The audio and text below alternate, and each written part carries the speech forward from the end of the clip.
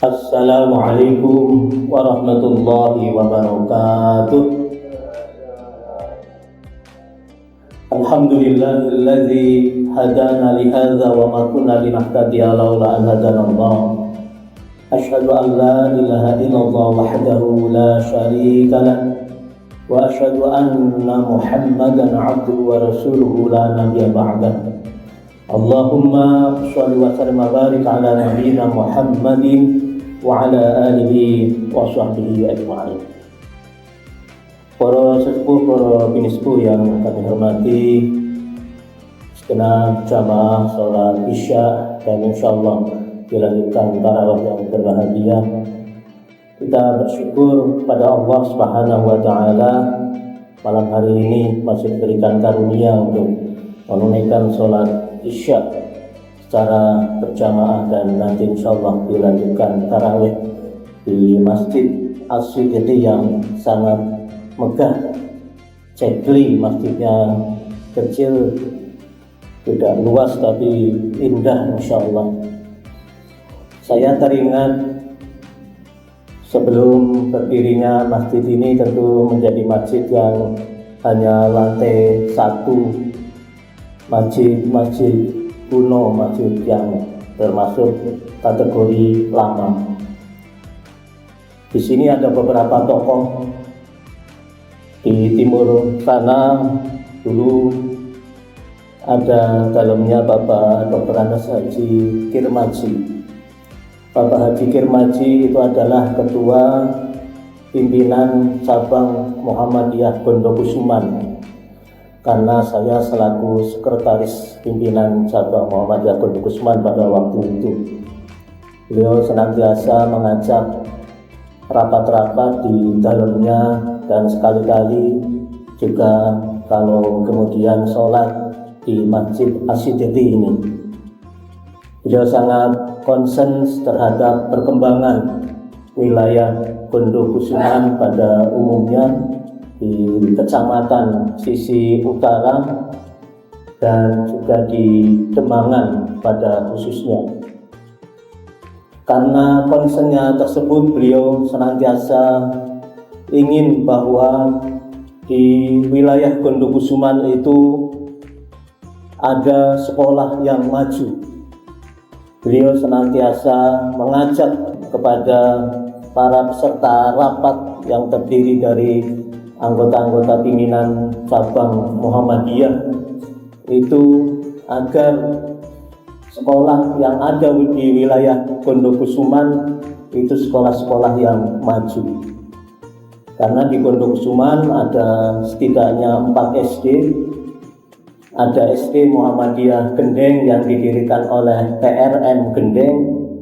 Ada SD Muhammadiyah Sapen yang didirikan oleh PRM Pimpinan Ranting Muhammadiyah Sapen. Kemudian ada SD Muhammadiyah Sagan, Pimpinan Ranting Muhammadiyah Sagan. Kemudian ada SD Muhammadiyah Demangan yang didirikan oleh Pimpinan Ranting Muhammadiyah Demangan. Saya kira para pendahulu itu sangat monumental. Tidak ingin bahwa suatu kaum, suatu umat itu hanya berjalan apa adanya, hanya biasa-biasa saja. Sebagaimana juga para pendiri founding fathers Kiai Haji Ahmad Dahlan itu bagaimana mendirikan waktu itu 3 pilar di dalam memajukan umat.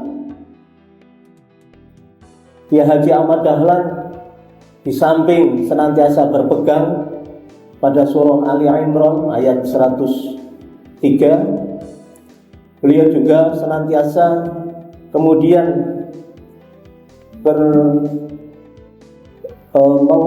mengkaji di dalam surah Ali Imran ayat 110. Kuntum khaira ummatin ukhrijat linnas ta'muruna bil ma'ruf wa tanhauna 'anil munkar.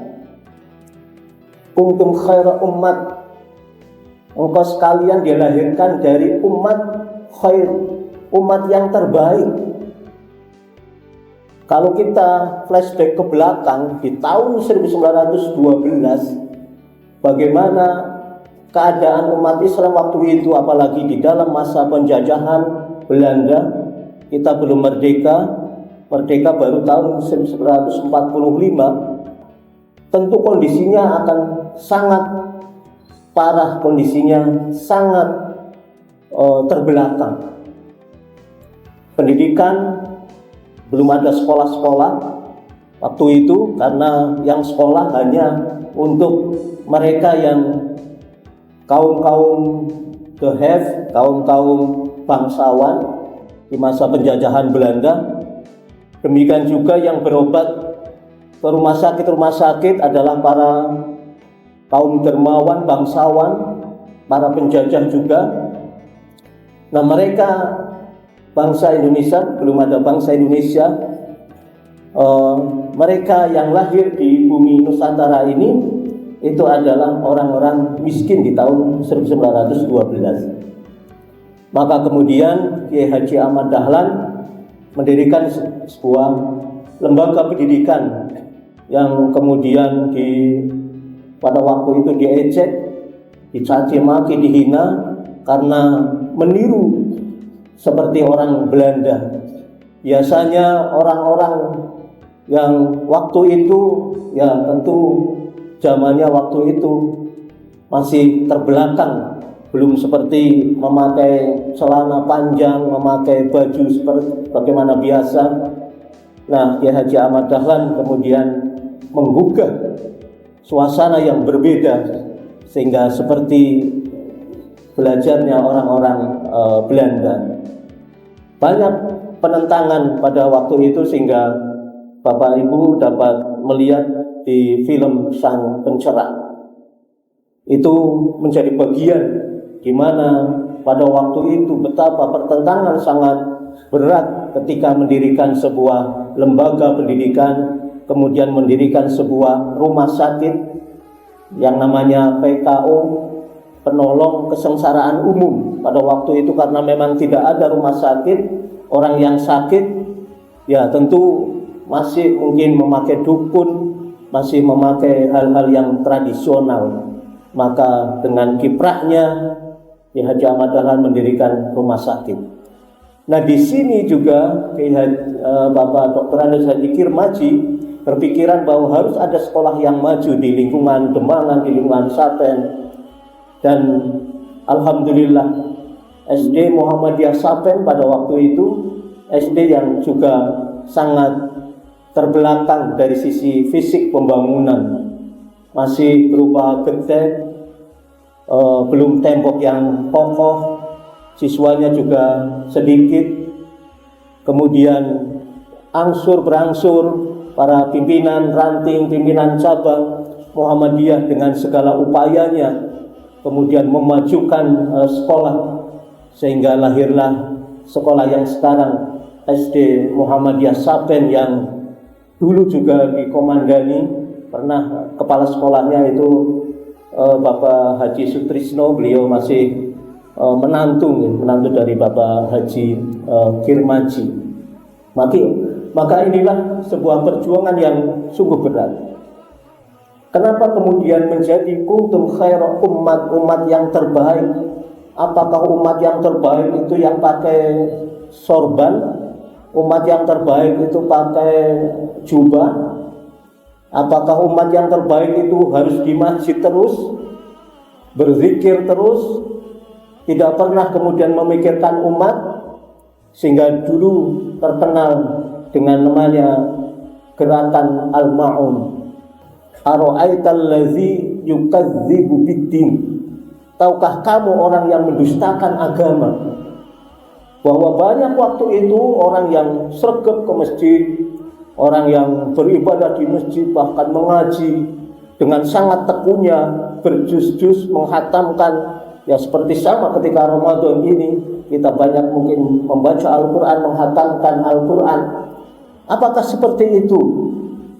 Ternyata itu semua adalah termasuk golongan pendusta agama yang ketika ada orang miskin didiamkan saja, ketika ada fakir, miskin, tidak ada yang ngaruh, tidak ada yang membantu. Ada orang sakit didiamkan saja, dan juga tidak ada pendidikan yang kemudian mereka menjadi maju. Itu termasuk adalah orang-orang yang mendustakan agama. Walaupun dia sergap ke masjid, dia senantiasa membaca Al-Quran, tapi tidak pernah mengamalkan Al-Quran. Dia senantiasa berzikir, tapi tidak pernah kemudian berpikir bagaimana umat-umat yang ada di sekitarnya. Nah, kaum muslimin rahimakumullah, ini hanya sekedar refleksi saja bahwa di sini banyak tokoh, ada juga Bapak Haji R.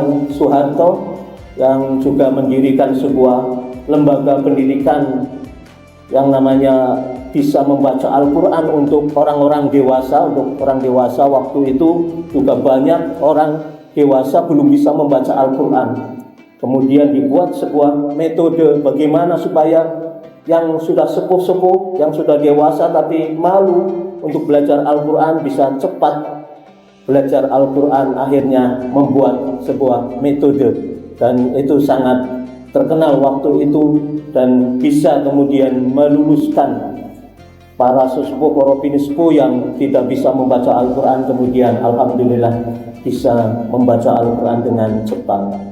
Nah, inilah menjadi tanggung jawab bersama bahwa kemajuan Islam, kuntum khair ummat ukhrijat linnas ta'muruna bil ma'ruf wa tanhauna 'anil munkar wa tu'minuna billah.